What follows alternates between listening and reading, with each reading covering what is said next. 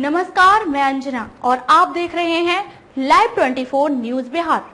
आइए नजर डालते हैं आज की खास खबर पर।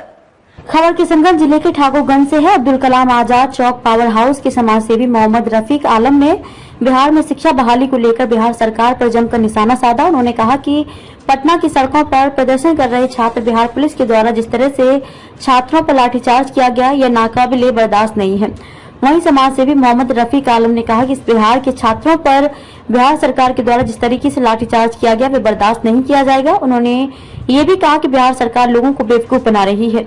मीडिया से बातचीत करते हुए कहा कि बिहार से कारगर छात्र को नौकरी नहीं दे सकती तो नौकरी का वादा क्यों करता है।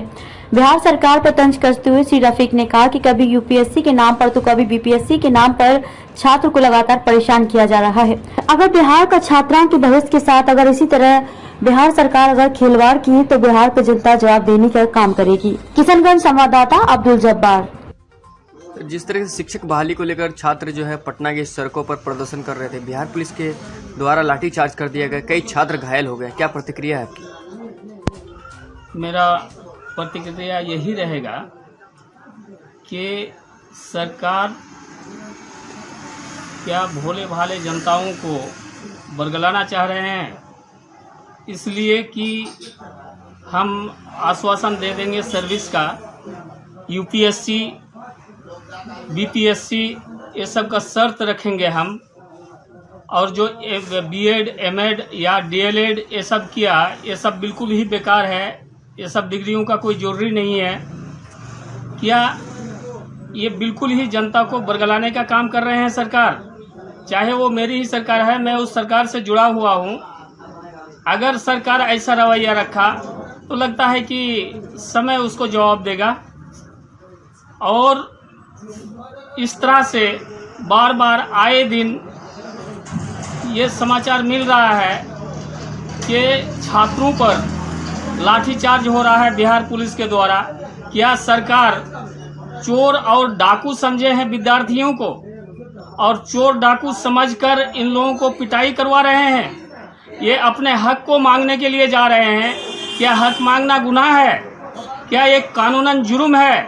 ये कानून के लोगों से उनको पिटवाया जा रहा है। ये सरकार का बिल्कुल ही जालिमी फरमान है और जालिमी रवैया है। सरकार को इस चीज से बाज आना चाहिए। और आप नौकरी दे नहीं सकते हैं तो मत दीजिए, मगर इस तरह का जालिमाना फरमान बच्चों पर, विद्यार्थियों पर ना लगाएं, ताकि उसका अभिभावक थक हार कर बच्चों को फिर जुगाड़ी का काम में या किसी खेत में काम करने के लिए भेजे और पढ़ाई से वंचित कर दे।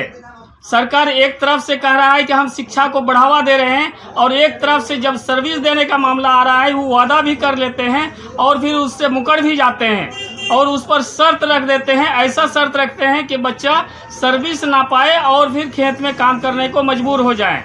मैं सरकार से अनुरोध करूंगा, विनती करूंगा कि सरकार इस तरह का रवैया को छोड़े और पब्लिक के साथ, बच्चों के साथ, विद्यार्थियों के साथ सही रवैया में पेश आए, ताकि समय पर उसका यह रवैया काम आवे और फिर वो सफलता हो सके। चुनाव जब आता है तो 1 लाख नौकरी का वादा किए थे जो अभी शिक्षा मंत्री है, कहीं वादा पूरा होता हुआ नहीं दिख रहा है। मैं यही बात सोच रहा हूँ कि आप वादा क्यों कर लिए? अगर वादा किए तो क्या यही आपका वादा था कि यूपीएससी और बीपीएससी? कई बच्चे यूपीएससी और बीपीएससी किए हैं। गांव घर के बच्चे जो है वो मुश्किल से बाप के मजदूरी का पैसा से किसी तरह से डीएलएड कर पाए हैं, किसी तरह से बीएड कर पाए हैं, किसी तरह से वो एमएड तक पढ़ाई कर पाए हैं। और एमएड और बीएड अब तक तो शर्त वही था, मगर आप इस शर्त को बदल करके यूपीएससी और बीपीएससी लाए ताकि कोई इसमें एडमिशन ना कर पाए और ना अप्लाई कर पाए और ना फिर वो सर्विस पाए। और हम ये बहाना मार दें कि नहीं, बच्चे लोग टैलेंट नहीं था और बच्चे सक्षम नहीं थे जिस कारण से हम नौकरी नहीं दे पाए। क्या यही आपका रवैया होगा कि बच्चों पर लाठीचार्ज हो? वो अपना डिमांड के लिए, अपने हक के लिए गए और आप लाठीचार्ज करवा रहे हैं, बीमार करवा रहे हैं, उसको जिंदगी से बर्बाद करवा रहे हैं। क्या आपका यही इंसाफ है? आप सरकार, आप अपने आप को होश में रखिए और फिर यह काम कीजिए कि आपको समय पर यह विद्यार्थी और यह शिक्षित व्यक्ति आपका काम आवे और फिर आप कामयाब बन पाए।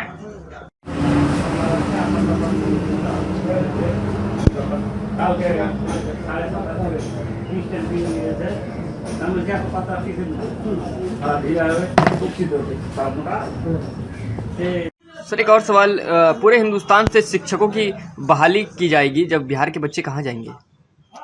मैं इससे पहले भी कई बार अपने बयान में बोल चुका हूं कि हमारे बिहार में सबसे ज़्यादा गरीबी है और इस गरीबी पर भी अगर बच्चों को पढ़ा लिखा करके अगर आगे बढ़ाते हैं तो ये हक रखते हैं कि बिहार का सर्विस हम ही को मिले, बिहार का कोई भी काम हमारे जिम्मे आए।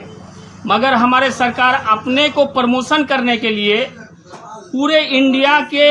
पूरे इंडिया का वैकेंसी निकलता है कि पूरे इंडिया से ही हमारे बिहार में आकर के सर्विस करेंगे।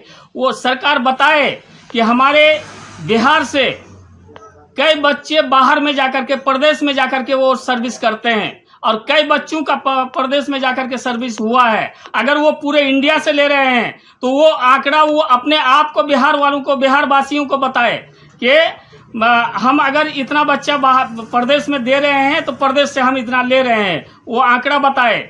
और अन्यथा पूरे प्रदेश से सर्विस लेने के बजाय वो हमारे बिहार के बच्चों को सर्विस दिलाने का प्रयास करें, काम करें, इसलिए कि बिहार के वोट से वो मुख्यमंत्री बना होगा, बिहार के वोट से वो, बिहार के बच्चों के वोट से वो, बिहार के नौजवानों के वोट से वो शिक्षा मंत्री बना होगा या गृह मंत्री बना होगा या अन्य मंत्री बना होगा।